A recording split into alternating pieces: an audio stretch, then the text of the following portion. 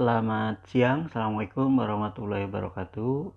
Kali ini kita akan membahas mengenai materi penginderaan jauh atau remote sensing. Penginderaan jauh ini adalah ilmu atau seni untuk memperoleh informasi tentang objek, daerah, atau gejala dengan jalan menganalisis data yang diperoleh dengan menggunakan alat tanpa kontak langsung terhadap objek, daerah, atau gejala yang dikaji. Kemudian komponen-komponen penginderaan jauh ini terdiri dari yang pertama ada sumber atau tenaga, kemudian atmosfer, objek, sensor, wahana, analisis data, dan yang terakhir yaitu pengguna data tersebut. Yang pertama kita bahas mengenai sumber atau tenaga. Sumber atau tenaga ini adalah seperti halnya sinar matahari. Ini ada dua sumber, yaitu yang pertama sistem pasif, yang kedua sistem aktif. Sistem pasif yaitu menggunakan sumber tenaga langsung secara alamiah, yaitu dari sinar matahari. Sementara sistem aktif ini menggunakan sumber tenaga buatan. Kalau kita lihat di gambar, nah ini adalah dengan sistem pasif, kemudian sebelah kanan ini adalah dengan sistem aktif. Yang kedua adalah atau B adalah atmosfer. Atmosfer merupakan lapisan udara yang menyelubungi bumi yang terdiri dari berbagai jenis gas seperti O2, CO2, nitrogen, hidrogen, helium, lapisan ozon, dan lain-lain. Sebelum mengenai objek permukaan bumi, energi yang dihasilkan dapat menyerap, memantulkan, dan melewati atau merambat melalui atmosfer. Spektrum elektromagnetik yang sampai ke permukaan bumi inilah maka yang disebut dengan jendela atmosfer. Masuk kemudian mengenai objek. Objek ini adalah sebuah permukaan bumi, baik itu bentang alam maupun bentang budaya. Jadi segala sesuatu yang menjadi sasaran dalam penginderaan jauh, baik litosfernya, hidrosfernya, biosfer, atmosfer, bentang alam, dan bentang budaya seperti jalan, rumah, gedung, dan lain-lain. Nah, ini beberapa contoh interaksi dengan target. Energi yang tidak diserap dan tersebar pada atmosfer dapat mencapai permukaan bumi.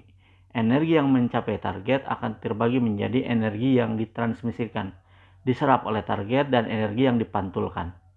Energi yang dipantulkan merupakan perhatian utama dalam penginderaan jauh atau remote sensing. Nah, ini ada yang dipantulkan, ada yang diserap, beberapa gambarnya. Kemudian berikutnya adalah sensor atau alat perekam. Sensor merupakan alat pemantau yang dipasang pada wahana, baik pesawat atau satelit. Kemampuan sensor untuk menyajikan objek terkecil disebut resolusi spasial. Semakin kecil objek yang direkam sensor, menandakan semakin baik sensor tersebut. Sensor ini dapat dibagi menjadi dua. Yang pertama sensor fotografik dan yang kedua adalah sensor elektronik atau elektrik. Sensor fotografik merekam objek melalui proses kimiawi. Sensor ini menghasilkan citra foto atau foto udara. Sedangkan yang dipasang melalui satelit menghasilkan foto satelit. Kemudian berikutnya adalah wahana. Wahana ini bisa berupa satelit, pesawat terbang, atau balon udara. Jadi sensornya bisa dibawa atau ditempatkan di satelit, kemudian bisa dibawa melalui balon udara, ataupun bisa dibawa melalui pesawat terbang. Nah, ini contoh wahana.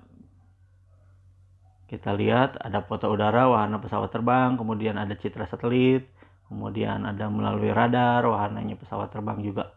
Nah, ini contohnya. Resolusi ini adalah lamanya satelit kembali pada satu titik lokasi atau wilayah yang sama. Contoh ini misalnya Landsat, ini 16 hari, kemudian SPOT 26 hari, IKONOS 3 hari, QuickBird 1-3,5 hari, dan NOAA 24 jam atau 1 hari. Berikutnya, setelah menghasilkan sebuah foto, maka foto tersebut dianalisis baik secara manual maupun secara numerik. Analisis data dapat dilakukan dengan cara tersebut. Nah, ini kita bisa lihat beberapa contoh foto udara. Nah, ini perlu dianalisis. Nanti ada caranya, yaitu melalui interpretasi penginderaan jauh. Berikutnya, setelah analisis itu ada, maka digunakan. Kalau penggunanya pemerintah, biasanya untuk pengambil kebijakan tata ruang, para peneliti untuk penelitian, pelajar untuk belajar. Nah, itu adalah elemen-elemen dari penginderaan jauh. Kalau kita gambarkan bentuknya seperti ini.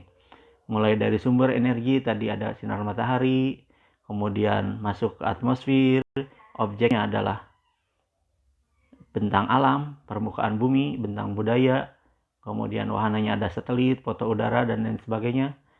Kemudian dipancarkan melalui stasiun penerima, kemudian dianalisis, kemudian menghasilkan sebuah foto citra yang digunakan.